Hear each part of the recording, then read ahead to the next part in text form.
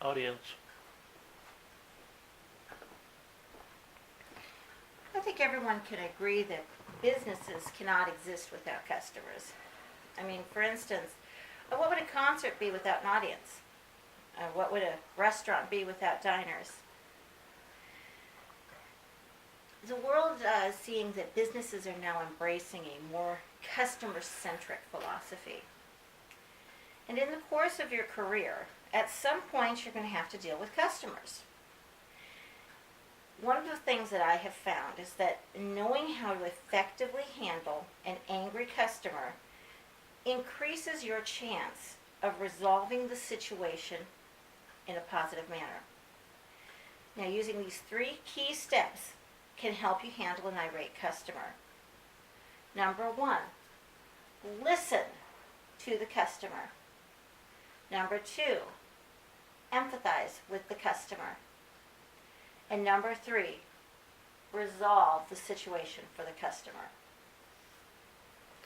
The first step in handling an irate customer is to listen to them. From a posting on his company website I viewed on June 18th, 2016, Robert Bacall says that the most important and most common error that's made in dealing with angry customers is thinking that they want their problem fixed, when what they really want to do is have their anger, frustrations, and feelings acknowledged. So, I know that this sounds like a very simple concept. Listen. Let the customer vent. Be quiet and let them talk. Acknowledge that they're being heard. Again, it seems like it's simple, but sometimes it's really difficult because you know the answer. You know what you can do to help them, and you want to jump in and save the situation. But again, that's not giving the customer what they actually want at that moment. They want to express what they're feeling. And it's your job, as the person serving the customer, to give that customer that opportunity. Now, the second thing is to empathize with the customer.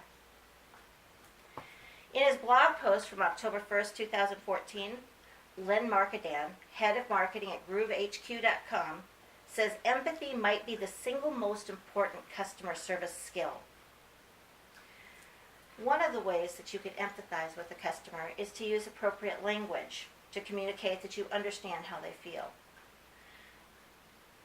You can simply say, I can understand. I can see how that would be frustrating. I would feel the same way.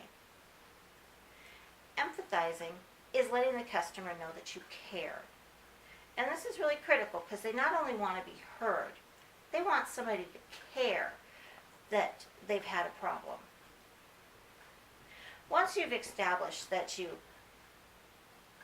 have acknowledged the customer's problem, and that you've acknowledged that you care about the customer, the final step to resolving the situation is to offer solutions. And again, that final step of resolving is set up after you've listened, after you've emphasized, because then the customer is ready to let you resolve it. Apologize. Be sincere in your apology. Take ownership of the situation. Acknowledge that there was an error. And offer options to the customer. The easiest thing to do is, if it's something that does have a easy fix, offer the solution to the problem. If in the situation where there's not anything you can actually do to fix it, offer to take some sort of action on their behalf. For instance, you could tell the customer that you're willing to file a formal complaint for them. Let them know that this was not acceptable, but here is what I can do. Offer them choices, offer them alternatives. I'm very sorry that we can't do this. However, I can do this. In conclusion, I want to review the 3 basic steps in handling an angry customer. Number 1, listen to the customer. Number 2, emphasize. with the customer. Number 3, resolve the situation for the customer. A quote by Marilyn Settle, customer service expert and author, that I found yesterday on Goodreads.com, states something that really helps wrap this all up. When a customer is upset, remember that you're dealing with a person, not a problem. Thank you for your time.